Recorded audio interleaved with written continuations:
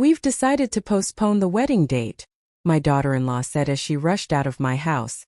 I was left alone. That night, my son posted wedding photos. Champagne and laughter. The whole family except me.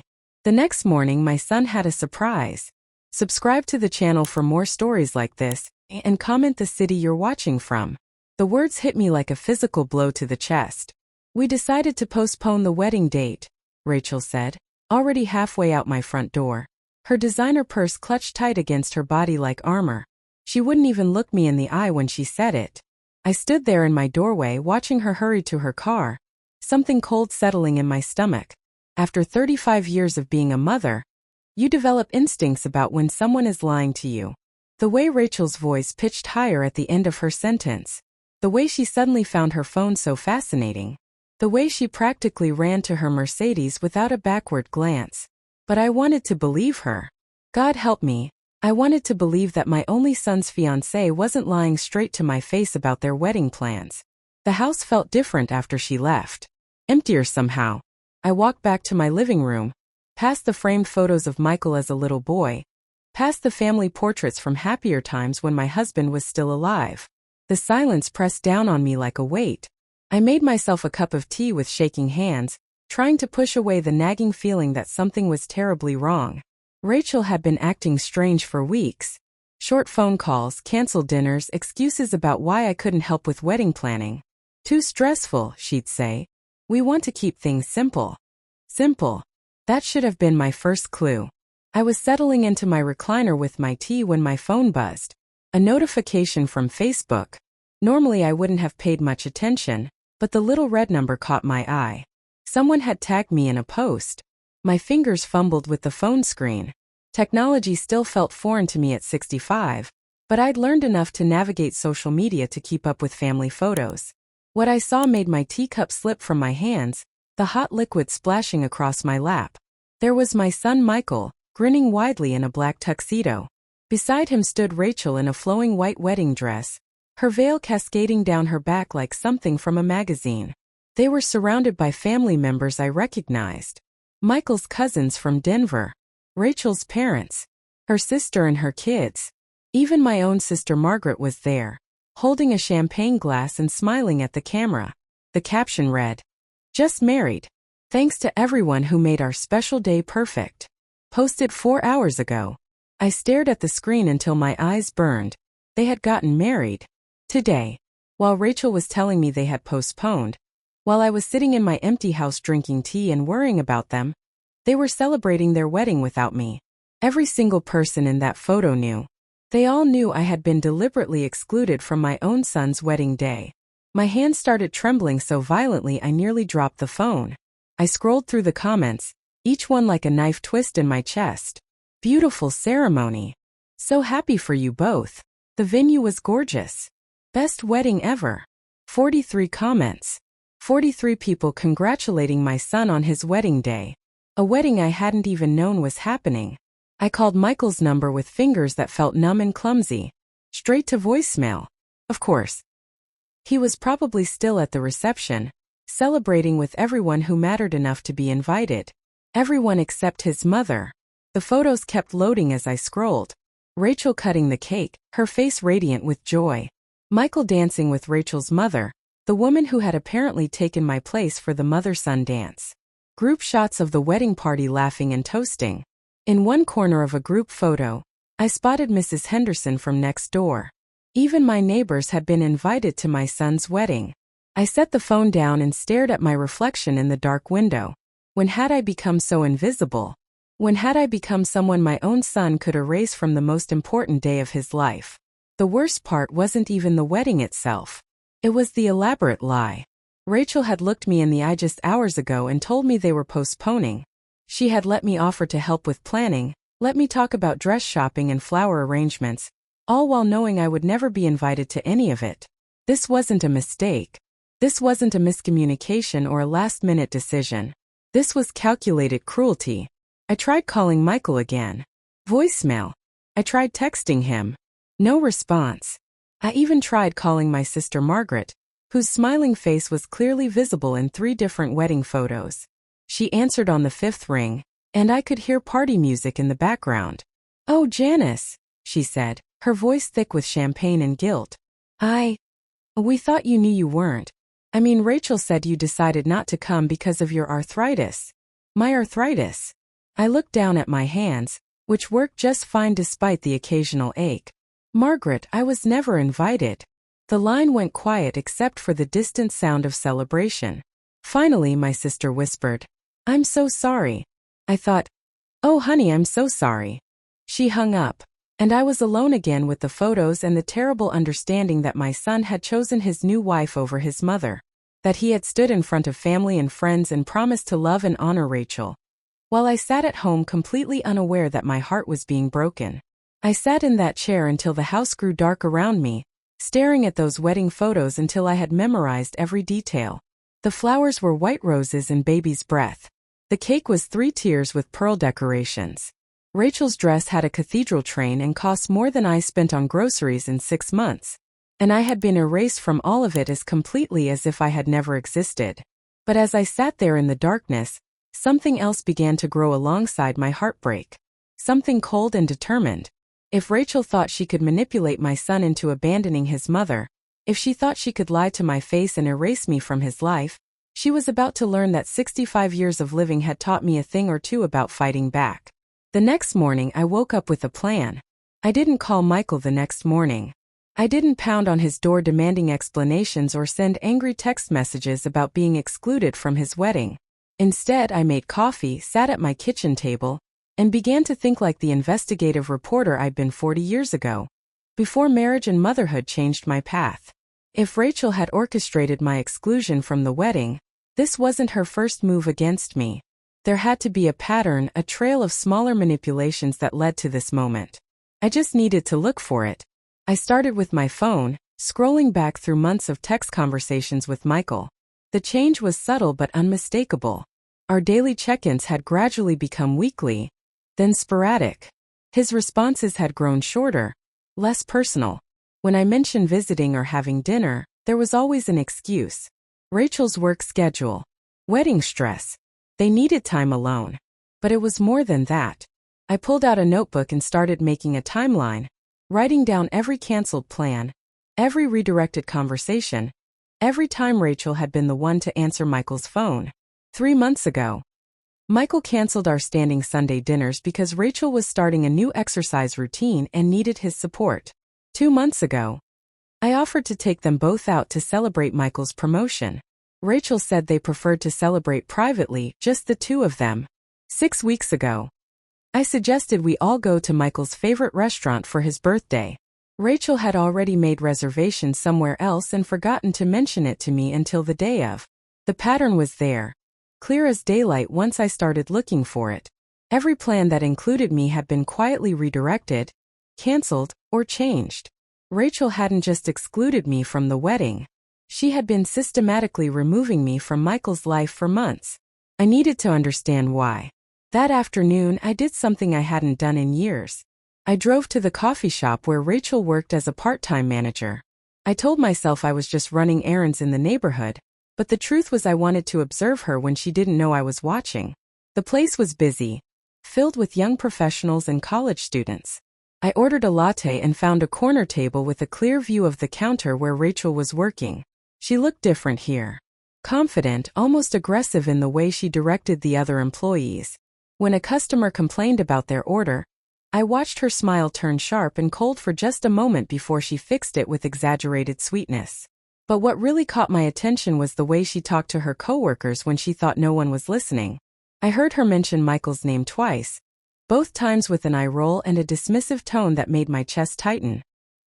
"He's such a mama's boy sometimes," she said to another manager during a brief lull. "Still calls her every day like he's 12 years old." The other woman laughed.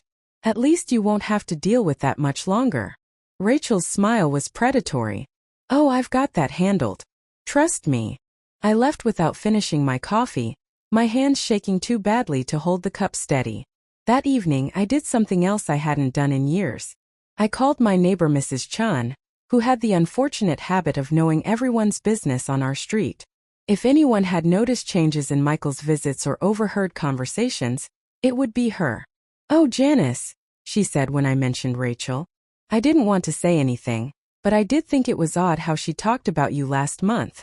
My blood went cold. "What do you mean?" "Well, I ran into her at the grocery store, and she was telling someone on the phone that you've been having some health problems. Mental health problems. She said Michael was very worried about you, that you've been acting confused and forgetful lately." I sat down hard in my kitchen chair. She said what? I thought it was strange because you seem sharp as ever to me. But she seemed very concerned, very caring about it all. Said you've been calling Michael at all hours, sometimes forgetting you'd already talked to him. That was a lie. I had never called Michael at inappropriate hours, and I certainly wasn't forgetting our conversations. But if Rachel was spreading that story, if she was painting me as mentally unstable, it would explain why Michael had been pulling away. It would explain why my sister hadn't questioned my absence from the wedding. After I hung up with Mrs. Chun, I sat in my kitchen as the pieces of Rachel's plan became clear. She hadn't just excluded me from the wedding on a whim. This was systematic character assassination. She was rewriting the story of who I was, turning me from a loving mother into a burden, a problem that needed to be managed rather than included. But why? What did she gain by isolating Michael from his family? I spent the next 3 days quietly investigating, making phone calls to family members under the pretense of catching up, listening for any mention of Rachel's version of events. The pattern was consistent. Everyone had heard some version of the story about my declining mental health, my inappropriate behavior, my tendency to be dramatic and demanding. My own family believed I was becoming a problem that Michael was too kind to address directly. The most heartbreaking call was to my cousin Susan, who lived across the country but had always been close to Michael. "Honey," she said gently, "Rachel mentioned that you've been struggling since Jim passed. She said you've been leaning on Michael too heavily, expecting him to fill the role your husband used to play. My husband had died 3 years ago. 3 years during which I had rebuilt my life, learned to live independently, and had what I thought was a healthy relationship with my adult son. But Rachel had twisted even my grief into a weapon against me. She said Michael feels guilty setting boundaries with you because you're so fragile right now. She just wants what's best for everyone." I thanked Susan and hung up, feeling sick to my stomach. Rachel hadn't just lied about the wedding. She had poisoned my entire family against me, one careful conversation at a time. But there was something else nagging at me, something that didn't quite fit. All of this effort to isolate me from Michael seemed extreme for simple dislike. There had to be something more, something Rachel was protecting or pursuing that required my complete removal from the picture. I thought about the timeline again, about when Rachel's campaign against me had intensified. It coincided with something else, the period when Michael had started talking about his inheritance, about the house he would someday inherit from me, about the life insurance policy that would make him financially secure. A cold realization settled over me like ice water. This wasn't just about Rachel disliking her future mother-in-law. This was about money. This was about ensuring that when the time came, there would be no one else with a claim on Michael's attention or his inheritance. Rachel wasn't just trying to take my son away from me. She was systematically eliminating any obstacles to her future financial security. And if she was willing to lie this extensively, if she was capable of this level of manipulation, what else was she capable of? What other secrets was she hiding behind that sweet smile and those concerned conversations about my mental health? I closed my notebook and stared out at the growing darkness. Tomorrow I would start digging deeper. Because something told me the wedding exclusion was just the beginning of what Rachel had planned for me. The breakthrough came from the most unexpected source, Rachel's own medical records, which I discovered purely by accident, while helping my neighbor Mrs. Patterson organize her late husband's insurance paperwork.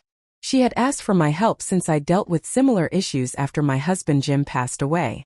"Oh, this envelope got mixed in with Harold's things," Mrs. Patterson said, holding up a manila folder. "It's addressed to the young woman next door to you. Rachel something. Must have been misdelivered months ago." My heart stopped when I saw the return address. Women's Health Associates. The same practice where I'd taken Michael when he was young, where I still went for my annual checkups. The envelope was postmarked 8 months ago, long before the wedding planning had even begun. Mrs. Patterson handed it to me without thinking twice. "Could you drop this off to her? Save me a trip." I drove home with that envelope burning a hole in my passenger seat. For 20 minutes I sat in my driveway staring at it, knowing I was about to cross a line I couldn't uncross. But Rachel had destroyed my relationship with my son based on lies. She had painted me as mentally unstable to justify excluding me from his life. I needed to know what she was hiding. The envelope wasn't sealed properly. The adhesive had failed over time. Inside were medical records that made my blood run cold. Rachel had been pregnant 7 months ago. The records showed she had suffered a miscarriage at 12 weeks, but what made my hands shake was the doctor's note attached to the file. Patient reports significant family stress as contributing factor to pregnancy loss. Mother-in-law's intrusive behavior and emotional demands cited as primary stressor. Recommend limiting contact with extended family during future pregnancies. I read that note 3 times before the full scope of Rachel's manipulation became clear. She had used a miscarriage, a real tragic loss, to convince a medical professional that I was dangerous to her health. But the timeline didn't make sense. 7 months ago, Rachel and I had barely interacted. Michael had been traveling for work, and I had seen Rachel maybe twice in passing. There had been no intrusive behavior, no emotional demands, no family stress involving me at all. I drove to the medical practice the next morning, my heart pounding as I approached the receptionist's desk. I had rehearsed my story carefully. "I'm Janice Morrison," I said. "I believe there may have been some miscommunication regarding my daughter-in-law Rachel's care. She's been telling family members that I caused stress during her pregnancy, but I'm concerned there's been a misunderstanding." The receptionist looked uncomfortable. "I'm sorry, ma'am, but we can't discuss patient information." "I understand," I said, pulling out my phone. "But I'm wondering if you could clarify something for me. Rachel told my son that I was calling her constantly during her pregnancy, showing up unannounced, making demands. But according to my phone records, we spoke exactly twice during that entire period, and I never visited her apartment." I showed the woman my call log, the concrete evidence of my minimal contact with Rachel during those crucial months.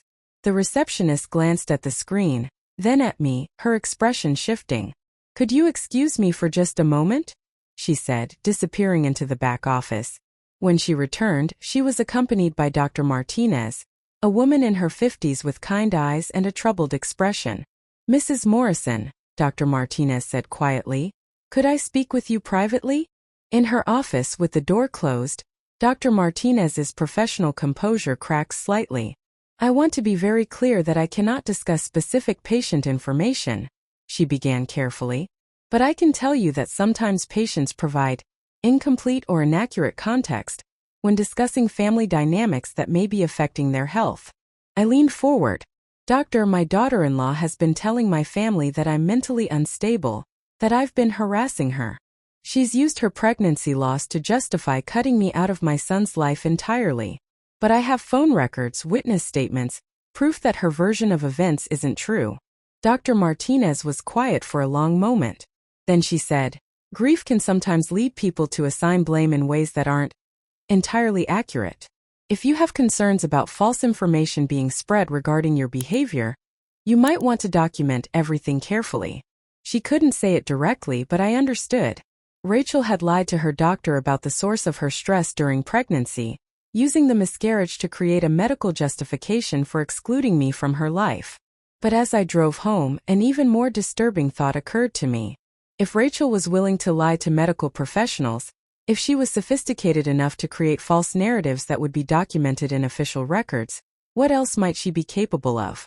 I spent that afternoon going through every interaction I'd had with Rachel over the past year, looking for other inconsistencies, other moments where her version of events didn't match my memory. And I found them. The time she claimed I had criticized her cooking when I had actually complimented it. The incident where she told Michael I had made rude comments about her family when I had simply asked polite questions about her parents' health. The evening she said I had stayed too long at their apartment when I had left within an hour of arriving. Each lie had been small, subtle, designed to create a pattern of difficult behavior that would be hard to disprove. But taken together, they painted a picture of an interfering, critical mother-in-law who couldn't respect boundaries. Rachel hadn't just used her miscarriage to justify excluding me. She had been building a case against me for months, creating a documented history of problems that existed only in her imagination. The most chilling realization came when I found my old appointment book and checked the dates. The day Rachel claimed I had shown up at their apartment unannounced and upset her so badly that she had started bleeding, I had been at my book club meeting across town. I had the attendance record to prove it. Rachel had fabricated an entire incident, complete with physical symptoms, and convinced her doctor that I was responsible for threatening her pregnancy. That night, I called Dr. Martinez's emergency line, my voice shaking as I explained what I had discovered. "Doctor, I have proof that I wasn't even in the same location when Rachel claimed I caused her so much stress that she started bleeding.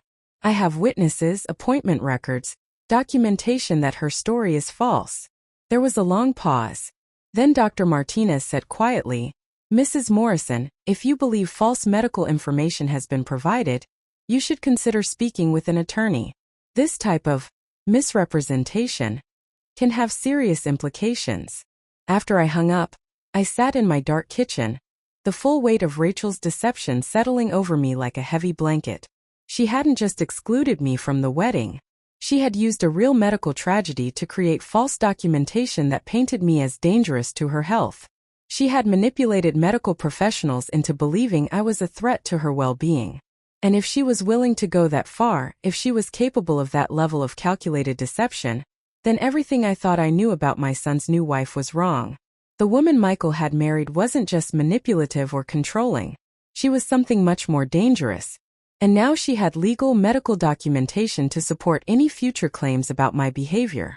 I realized with growing horror that Rachel hadn't just been planning to exclude me from their life. She had been building a case to justify whatever she planned to do to me next.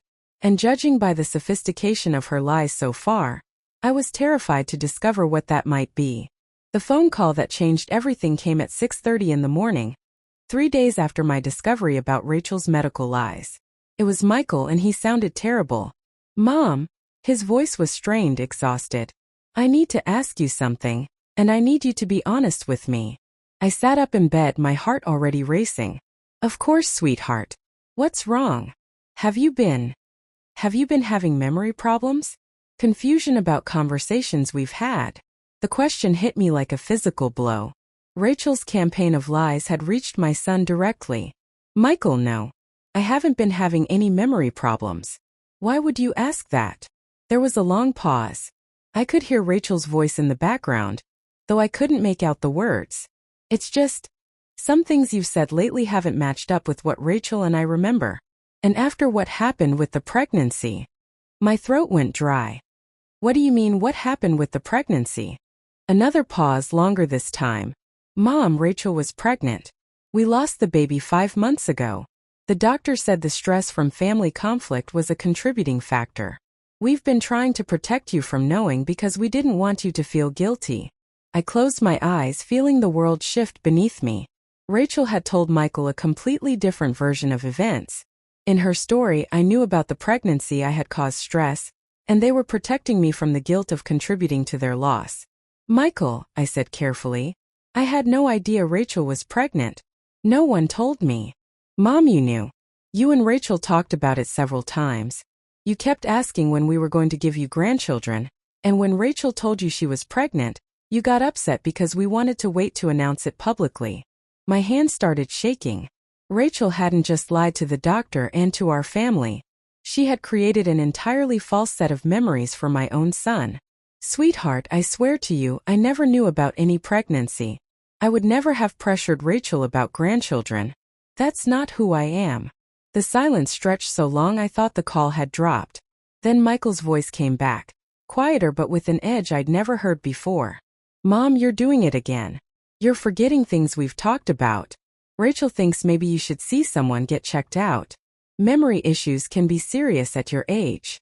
I wanted to scream, to tell him about the medical records, about the lies I'd uncovered.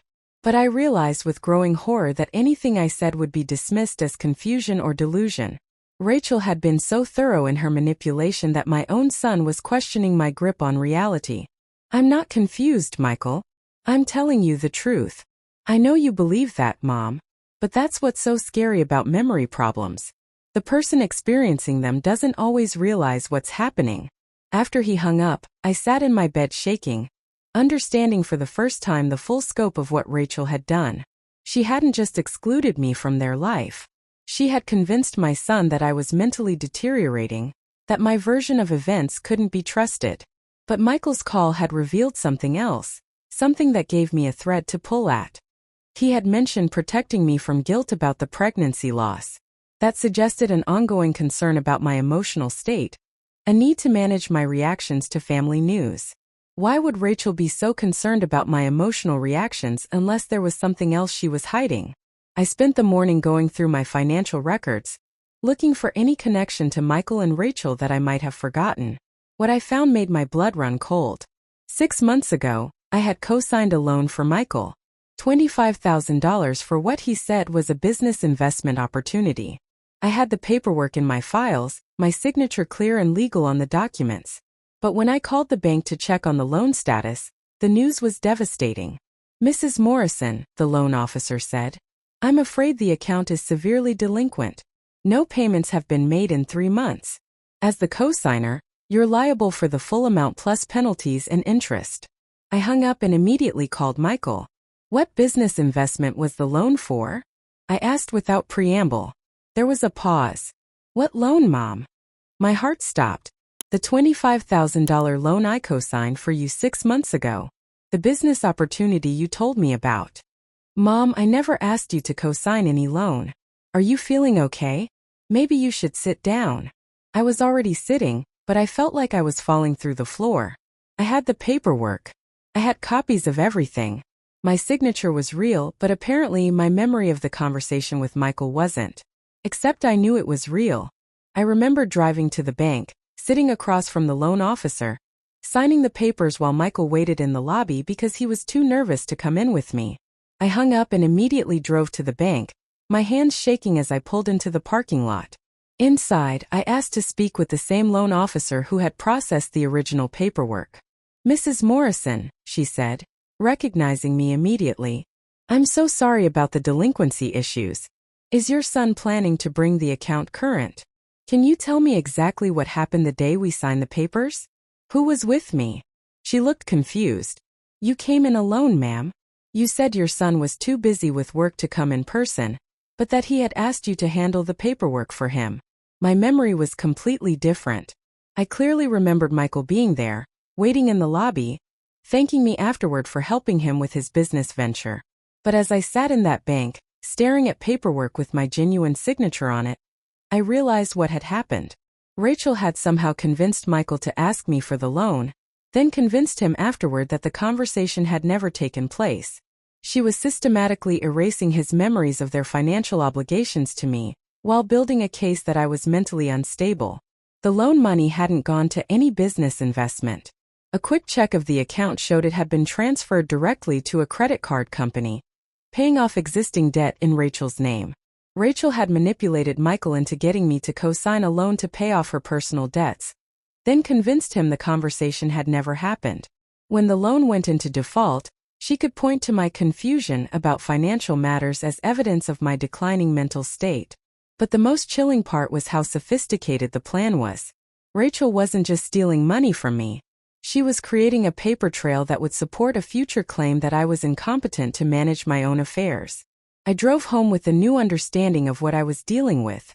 Rachel wasn't just a manipulative daughter-in-law who wanted to exclude me from family events. She was systematically working to gain control of my finances while destroying my credibility with my own son. The wedding exclusion hadn't been cruelty. It had been a test run, a way to see if she could completely isolate me from Michael without him questioning her version of events. And she had succeeded so completely that my own son now believed I was losing my memory when I told him the truth about his own actions. That night, I sat in my kitchen with a cup of tea and faced a terrible reality. Rachel wasn't just trying to steal money from me. She was building a case for having me declared mentally incompetent. And if she succeeded, she wouldn't just control my relationship with Michael.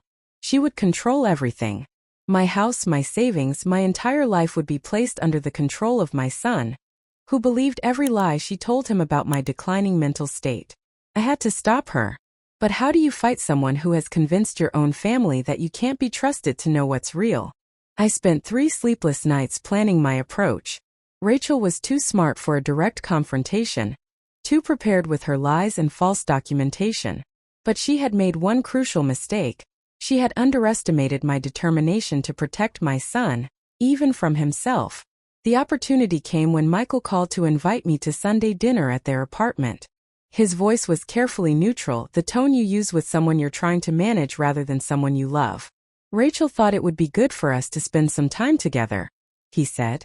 She's been worried about you. Of course she had been worried. I was getting too close to the truth. I arrived at their apartment carrying a small digital recorder in my purse, the kind I used to use for interviews back in my journalism days. If I was going to confront Rachel, I needed evidence that couldn't be dismissed as the confused ramblings of an elderly woman. Rachel greeted me at the door with that same sweet smile that had fooled everyone for so long. She was wearing a soft blue sweater and looked every inch the caring daughter-in-law.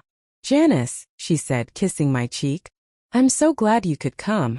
Michael's been so worried about you." The dinner was perfectly orchestrated.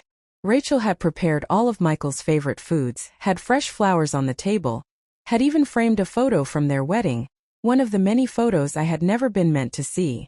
Throughout the meal, she peppered the conversation with gentle references to my supposed memory problems. "Remember last week when you called asking about the recipe for Jim's favorite cake?" she said to Michael, her voice full of loving concern. "Your mom had forgotten that she'd already asked me for it twice." I had never asked for any recipe. Jim's favorite cake was chocolate with peanut butter frosting, and I had been making it from memory for 30 years. "And the confusion about the loan documents," Rachel continued, reaching over to pat my hand. "It's so hard when these things start happening." Michael nodded seriously, his eyes full of pity as he looked at me. My own son was looking at me like I was a fragile, broken thing that needed to be handled carefully. I waited until Rachel went to the kitchen to get dessert. Then I reached into my purse and turned on the recorder. "Michael," I said quietly, "I need you to listen to me very carefully. I am not having memory problems. Rachel has been lying to you about everything." His face immediately closed off. "Mom, please don't start this again. The loan I co-signed for you, I have all the paperwork. My signature is real, the conversation we had about it was real. But the money didn't go to any business investment. It went to pay off Rachel's credit card debt. Mom, we never had any conversation about a loan." I pulled out the bank statements I had copied, spreading them on the table. "Look at the deposit records, Michael. Look where the money actually went." For a moment, I saw uncertainty flicker in his eyes as he scanned the documents. But then Rachel returned from the kitchen, carrying a beautiful cheesecake, and her presence seemed to restore his confidence in her version of reality. "What's all this?" she asked, her voice light but her eyes sharp as she took in the papers scattered across her dining table. "I'm showing Michael the truth about the loan he asked me to co-sign," I said, meeting her gaze directly. "The loan you used to pay off your personal debts." Rachel's expression shifted subtly, the sweetness sliding away like a mask. For just a moment I saw the calculating intelligence underneath. "Janice," she said softly, "we've talked about this confusion with the bank documents. Remember? You were upset because you thought you had signed something. But the bank explained that someone might have used your information without permission. It was brilliant." She was suggesting identity theft, giving Michael a way to rationalize the paperwork, while maintaining that I was confused about my own actions. But I had spent 3 days preparing for this moment. "Rachel," I said, reaching into my purse again, "I spoke with Dr. Martinez about the medical records you shared with her during your pregnancy." The color drained from her face so quickly that even Michael noticed. She was very concerned when I showed her proof that I wasn't even in the same city on the day you claimed I caused you so much stress that you started bleeding. "I have witnesses, appointment records, documentation that your story was false." Rachel's hand started shaking almost imperceptibly. "I don't know what you're talking about. You told your doctor that I was harassing you during your pregnancy, making demands, showing up unannounced. But I have phone records showing we spoke exactly twice during that entire period. I have my book club attendance record proving I was across town when you claimed I upset you so badly you had medical symptoms." Michael was looking back and forth between us, confusion replacing the pitying certainty he'd worn all evening. "Rachel," he said slowly, What is she talking about? What medical records? For the first time since I'd known her, Rachel looked genuinely rattled. She sat down heavily, her hand going to her throat in a gesture that looked unconscious and vulnerable. Michael, The pregnancy was so difficult. The stress, the worry about family relationships. Maybe I remembered some things differently than they actually happened. But I wasn't finished. I pulled out the last piece of evidence I had gathered, a copy of the insurance claim Rachel had filed after her miscarriage, listing family-related stress as a contributing factor and specifically naming me as the source of that stress. This isn't about remembering things differently, Rachel. This is about filing false insurance claims and providing false information to medical professionals. This is about using a real tragedy to justify lies about my behavior. The room went completely silent. Michael stared at the insurance paperwork, his face pale as he began to understand the implications. You filed an insurance claim that blamed Mom for your miscarriage? Rachel's composure finally cracked completely. Tears began streaming down her face, but they felt calculated rather than genuine. I was grieving, she said, her voice breaking. I was in so much pain and I needed someone to blame. I know it wasn't right, but I was hurting so badly. So you decided to destroy my relationship with my son based on lies? I asked, my voice steady despite the rage burning in my chest. I never meant for it to go this far, Rachel whispered. I just wanted some space to grieve without feeling like I had to manage family relationships. But then one lie led to another, and I didn't know how to stop. Michael was staring at his wife as if he'd never seen her before. Rachel, you convinced me that my mother was having memory problems. You made me believe she was losing her mind. I thought if you believed that, you'd be more patient with her instead of getting frustrated when she seemed confused about things. Even her confession was manipulative, painting her lies as protection for me rather than attacks against me. But Michael was finally seeing through it. You made me doubt my own mother's sanity to cover up insurance fraud? The word fraud hung in the air like a bomb waiting to explode. Rachel seemed to realize that her tears and explanations weren't working anymore. Fine, she said, her voice suddenly cold and sharp. You want the truth? Your mother has been interfering in our relationship since the day we got engaged. She's possessive and controlling, and I needed her out of our lives so we could build a marriage without her constant presence. The mask was finally off completely. This was the real Rachel, the one who had planned my exclusion from the wedding, who had systematically destroyed my credibility with my own family. So you committed insurance fraud and convinced medical professionals that I was dangerous to your health? I did what I had to do to protect my marriage. Michael stood up abruptly, his chair scraping against the floor. Get out, he said to Rachel, his voice deadly quiet. Michael, you can't be serious. I'm your wife. You're a stranger, he said. I don't know who you are, but you're not the woman I thought I married. Pack a bag and leave. Tonight. As Rachel gathered her things, her facade crumbling completely, she turned to me with pure hatred in her eyes. You think you've won, she said. But you'll never get your perfect relationship with Michael back. I've made sure of that. Every time he looks at you, he'll remember that you destroyed his marriage.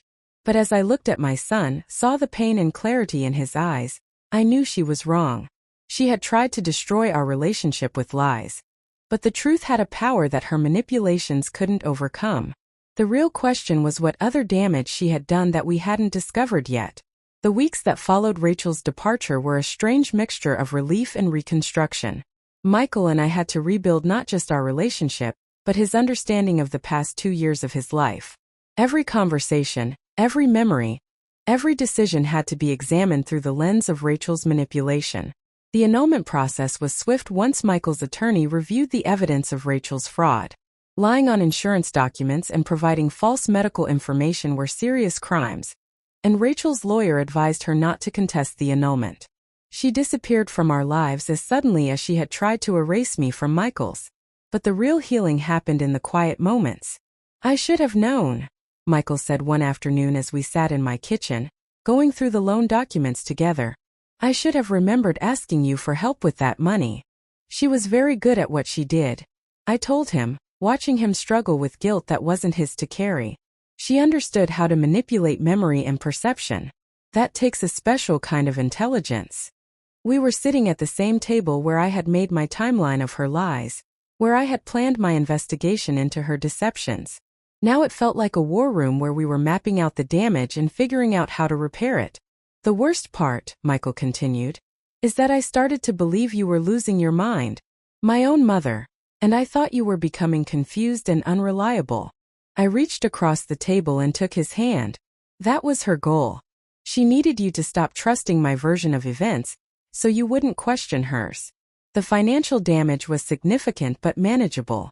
The defaulted loan had hurt my credit score, and Rachel had apparently opened several other credit accounts using information she had gathered during their relationship. But with Michael's help and legal documentation of the fraud, we were able to begin the process of rebuilding my financial standing. More importantly, we were rebuilding trust. Michael had contacted every family member who had received Rachel's version of events about my mental health, carefully explaining what had actually happened. The responses ranged from shock to embarrassment to anger at having been deceived. My sister Margaret called me in tears. "Janice, I am so sorry. I should have questioned why you weren't at the wedding. I should have called you directly instead of believing her explanation. She was very convincing," I told her. She had medical documentation, insurance claims, a whole structure of lies that supported her story. But the conversation that meant the most came 3 weeks after the confrontation, when Michael showed up at my door with a small wrapped package. "I have something for you," he said, his voice uncertain. "I know it doesn't make up for anything, but I wanted you to have this."